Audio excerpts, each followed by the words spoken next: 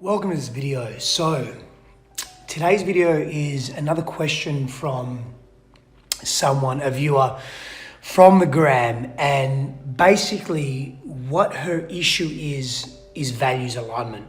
Values alignment in relating. So let me go ahead and read parts of this message and then I'm going to deconstruct it and break it down, okay? So, hi, I was wondering if you could give me some insight. Do you believe in the whole notion that if a man hasn't healed himself or hasn't found direction in life, he isn't someone to get involved with? Let me stop there. The answer is not a simple yes or no. We're constantly in a state of growth and expansion, and that can translate to healing.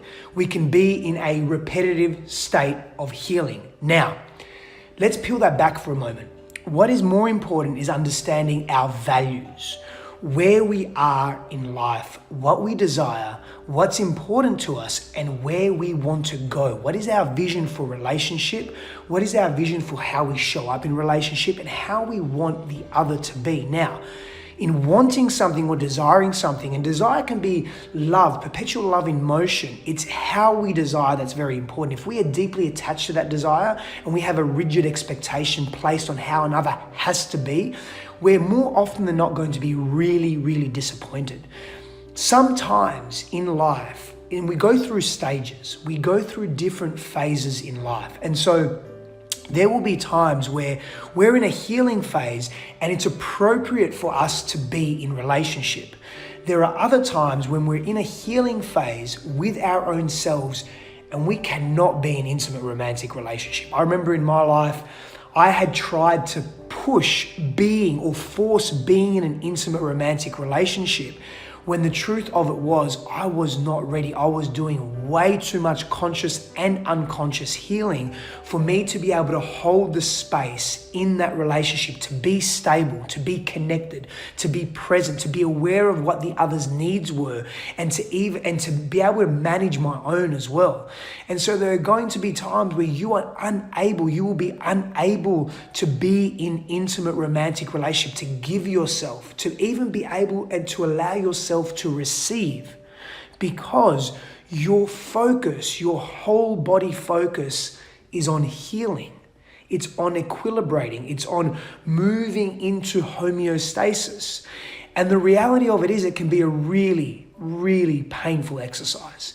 And so if you have an inkling and all you need to do is check into yourself, if you have an inkling that you are in a place that requires deep healing, and you're not really fully open, you cannot give your all to that relationship and give your all to yourself whilst being in that relationship and honor that person, then maybe you shouldn't be in relationship. And you've got to accept that where you are right now is a place to be on your lonesome. I deeply recommend in your life, not only spend time in intimate relationship, but spend time in solitude on your own, not being in romantic partnership, getting to know you from a perspective of just being with you. That does not mean that you can never be in relationship when you're in a healing state. There are times when being in intimate romantic partnership and relationship actually helps us or accelerates our healing. How do you know that?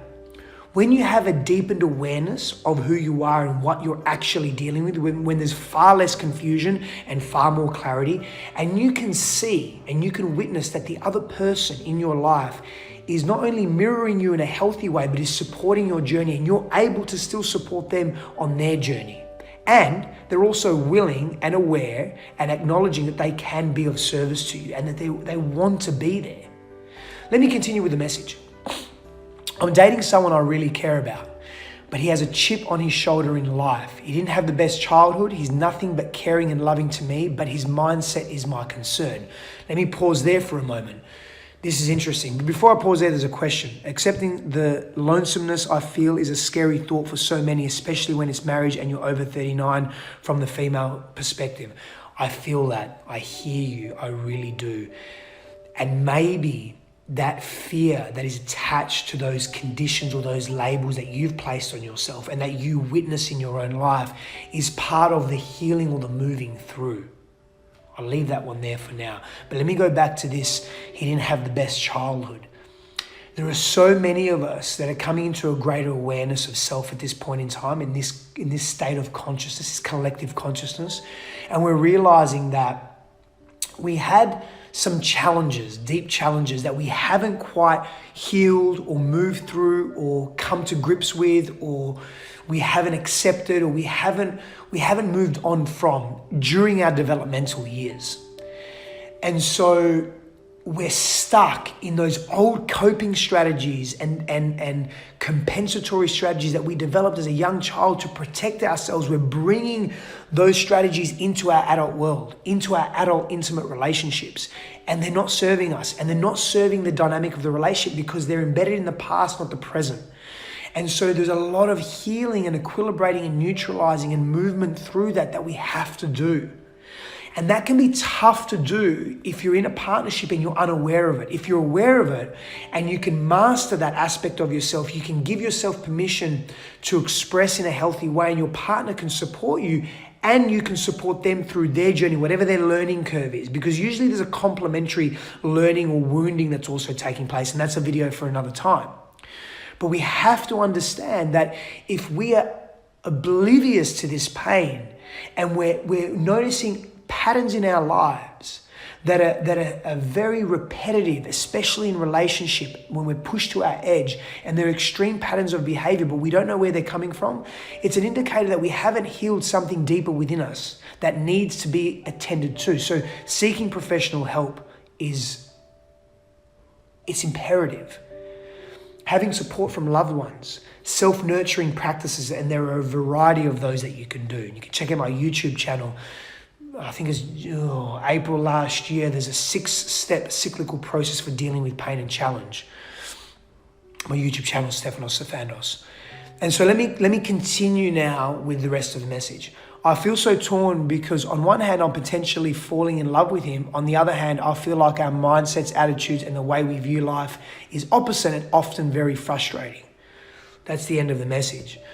And I really hear that sense of being torn and that sense of being stuck as well, because when we get together in relationship, we really open ourselves up to the good that we see in that relationship.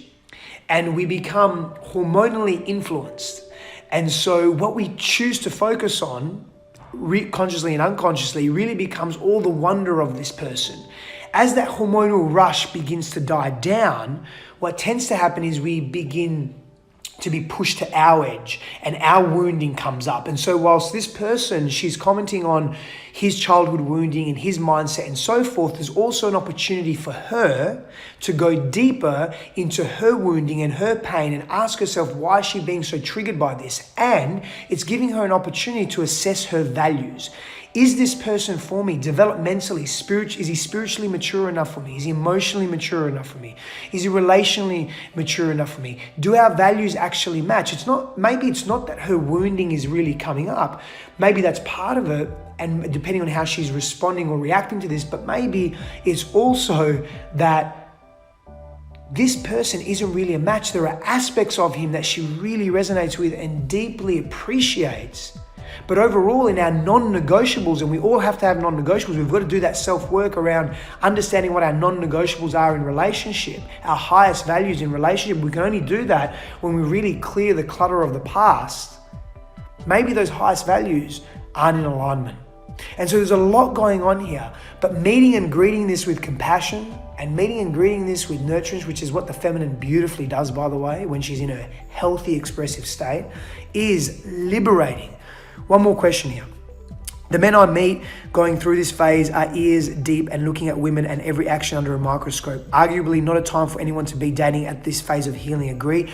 I do agree. When there's that much pressure and tension in the relationship and everything is externalizing blame and shame and projection, it's not a healthy time to be in a relationship.